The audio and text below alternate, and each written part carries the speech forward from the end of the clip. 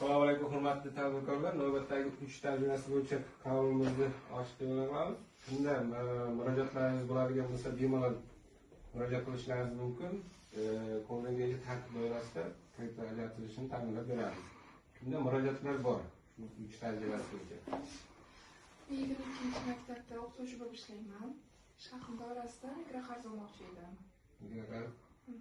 Bu Yusufga yozib oling, familiyasini o'zgash.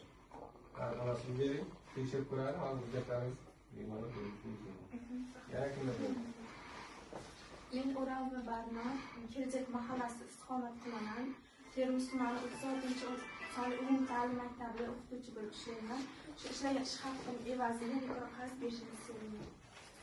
Bizda kreditlarimiz muammo yo'q. Bu hozir familiyamiz yo'q. Shu o'zida kartinga tashlab ko'rib, muammoni hal qilib beradi. Yana bundan ishimda boshqa savol yo'qmi? Ta'kidlar bo'lmasa yig'ilishimiz tugadi. Yusuf aka bu yoqlarda yozib olinglar, familiyasini ta'minlab beringizlar. Bu yoqqa opaga tushuntiring.